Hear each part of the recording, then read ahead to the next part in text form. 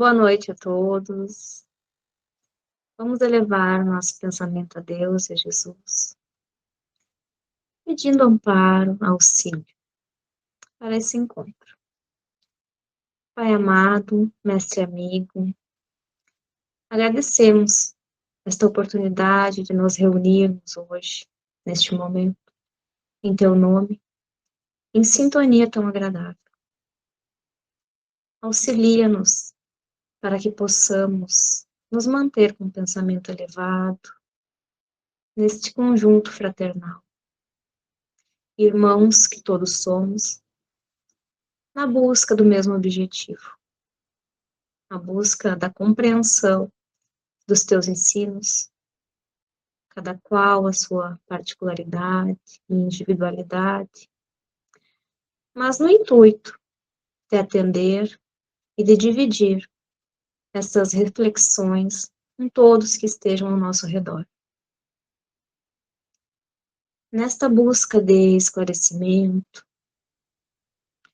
de conhecimento, de auxílio e amparo, rogamos aos nossos queridos guias para que nos conduzam no caminho, para que saibamos desviar das intempéries, ou ainda que o desvio não seja possível, que as enfrentemos, de maneira a evitar comprometimentos maiores, com o intuito de crescimento diante das dores e das dificuldades.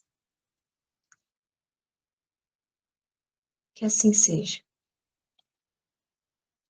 E para esse momento, nos foi proposto trabalharmos a leitura da obra Ceifa de Luz, psicografada por Chico Xavier, ditada pelo Espírito Emmanuel, que integra a coleção Fonte Viva.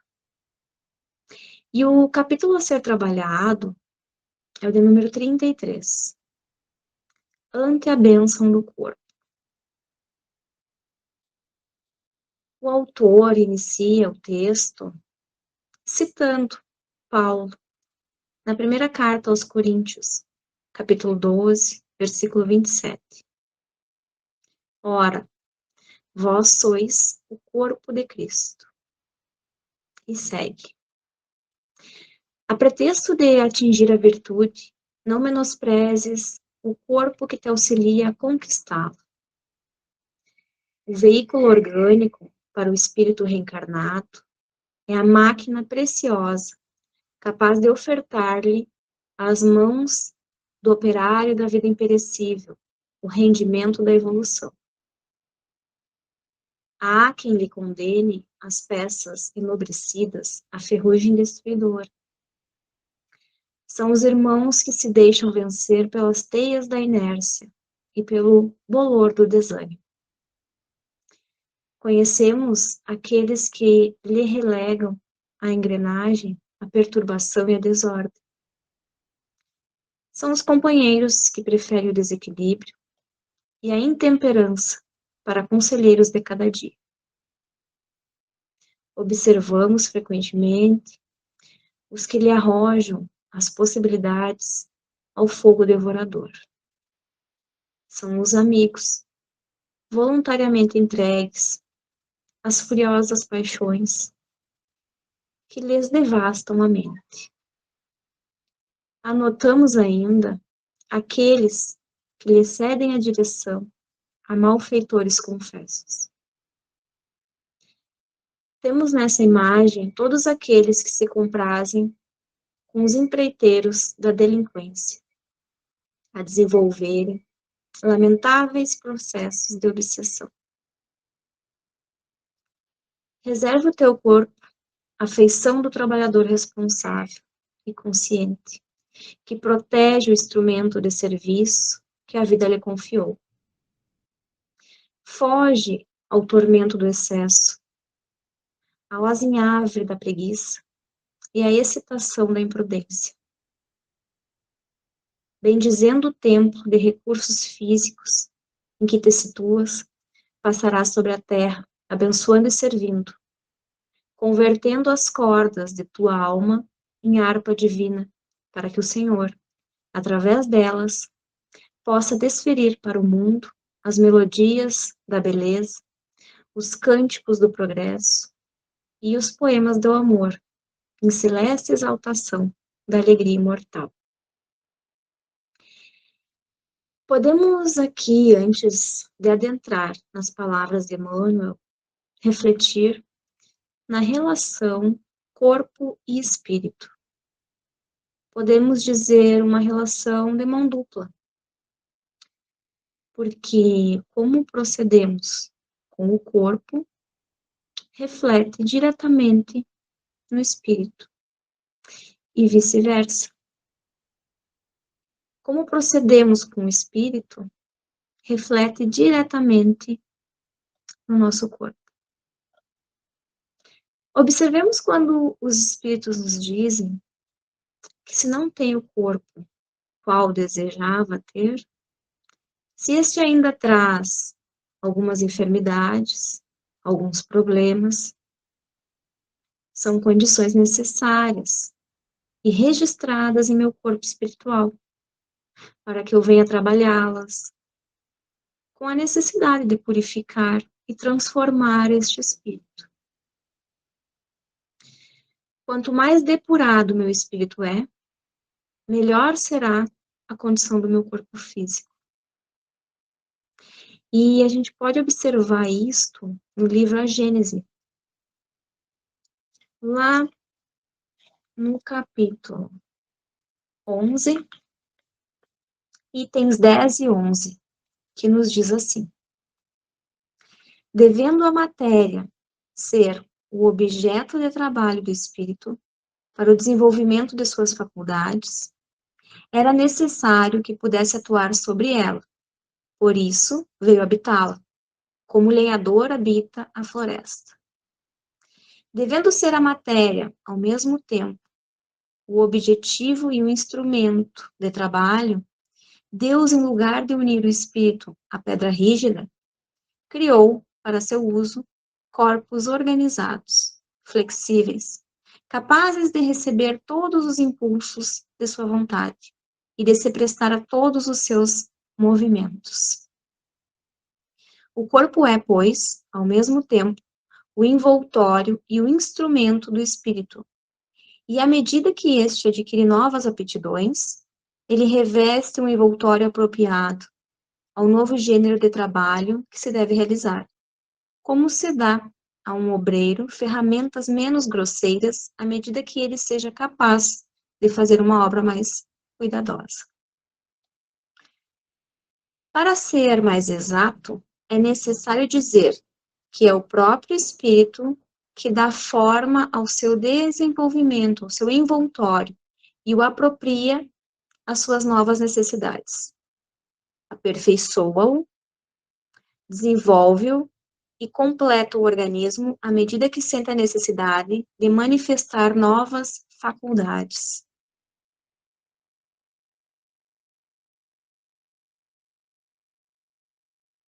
Em uma palavra, ele a coloca na estatura de sua inteligência.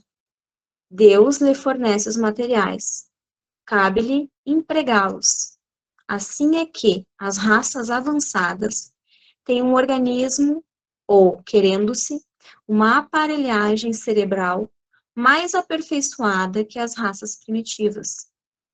Explica-se, assim, igualmente, o cunho especial que o caráter do espírito imprime aos traços da fisionomia e ao comportamento do corpo.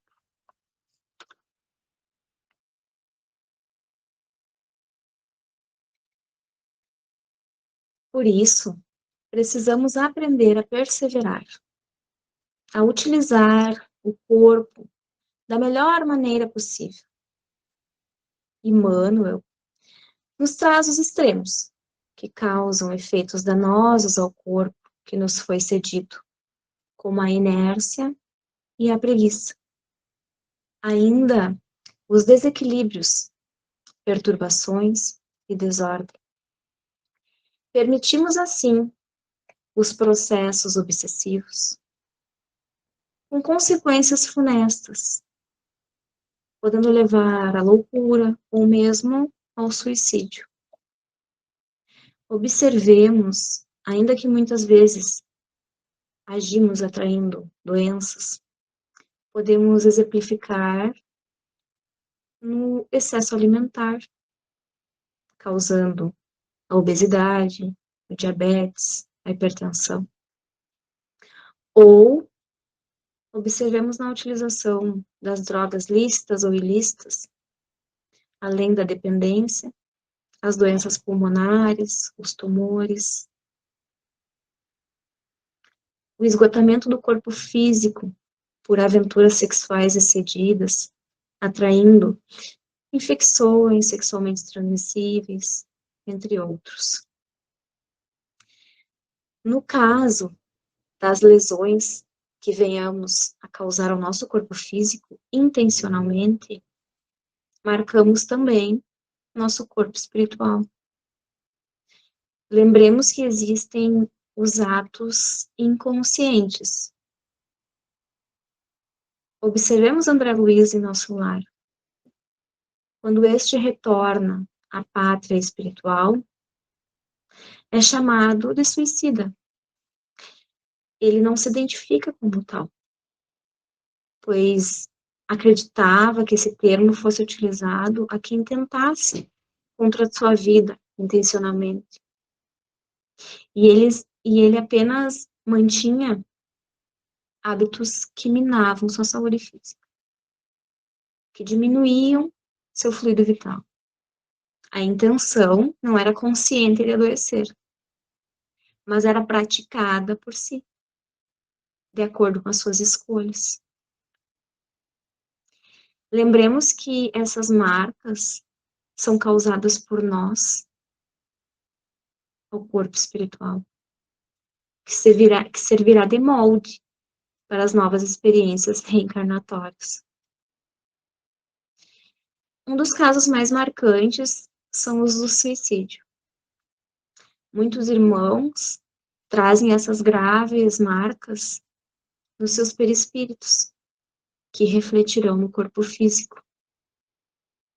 E a literatura espírita, ela traz muitos exemplos dessas situações, para nos esclarecer, para nos auxiliar, fazendo com que compreendamos a grande responsabilidade de cada um perante suas escolhas, perante suas atitudes.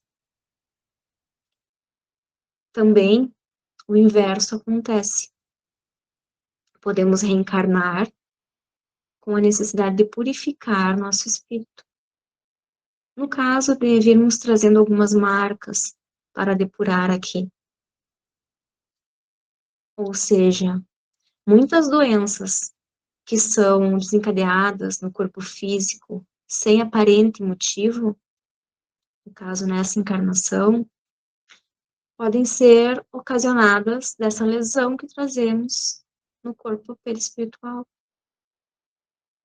E conforme a individualidade, os sentimentos e reações emanados durante o processo de adoecimento, estaremos contribuindo ou não para o nosso melhoramento.